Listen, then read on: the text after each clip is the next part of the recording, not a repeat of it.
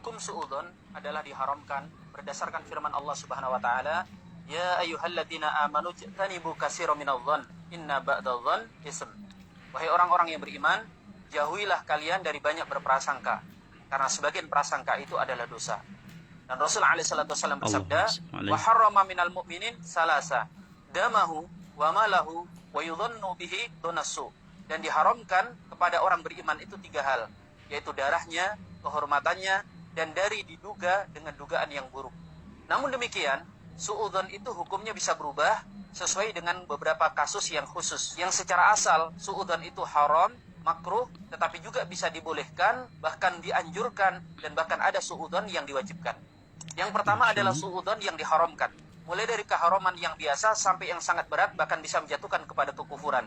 Di antara suudzon yang diharamkan adalah suudzon kepada para ulama dan kepada orang-orang beriman yang dikenal kebaikannya. Al-Imam Al-Haisami berkata, berburuk sangka kepada orang Islam yang dikenal luas akan kebaikan dan kesolehannya, maka termasuk dosa besar.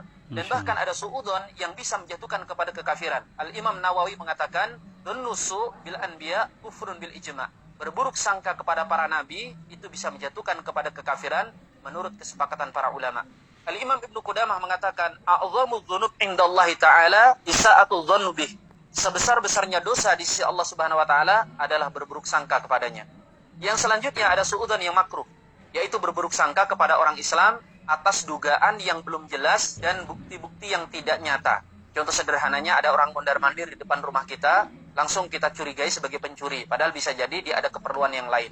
Nah, hukum kemakruhan ini bisa berubah menjadi haram atau sebaliknya menjadi mubah atau boleh. Kalau kita terlalu sering mencurigai orang, setiap ada orang mondar-mandir kita curigai, maka ini bisa jatuh kepada keharaman. Tapi hukumnya menjadi boleh kalau orang yang mundar-mandir itu melakukan hal-hal yang sudah mulai mencurigakan. Dia melakukannya berkali-kali, atau kemudian mulai mengintip-ngintip ke jendela rumah kita dan seterusnya.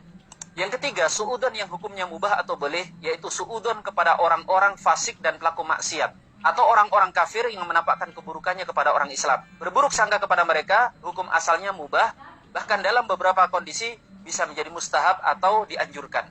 Yang keempat adalah suudzon yang justru dianjurkan. Di antara termasuk jenis suudzon yang dianjurkan ini adalah berburuk sangka kepada orang yang melakukan pengancaman atau jelas-jelas menyatakan permusuhan kepada kita. Nah, kepada mereka ini kita dianjurkan untuk suudzon supaya kita terhindar dari kejahatannya. Yang kelima, bahkan ada suudzon yang itu justru hukumnya wajib. Jika kita tidak suudzon kepada pihak-pihak ini, malah menjatuhkan kita kepada perbuatan dosa. Kepada siapa? Misalnya kepada istri Will, yang jelas-jelas membantai saudara kita yang ada di Palestina. Betul. Termasuk dalam hal ini adalah dalam masalah rawi keilmuan. Jika tidak diterapkan suudzon dalam ilmu hadis, maka akan banyak hadis-hadis palsu yang tersebar. Juga termasuk jenis suudzon yang wajib adalah kecurigaan hakim kepada saksi-saksi yang dihadirkan kepada sebuah kasus kejahatan. Kan nggak banget kalau kemudian ada hakim justru husnudzon kepada saksi yang suka ngeles dengan mengatakan, "Saya tidak tahu yang mulia, saya tidak tahu mulia."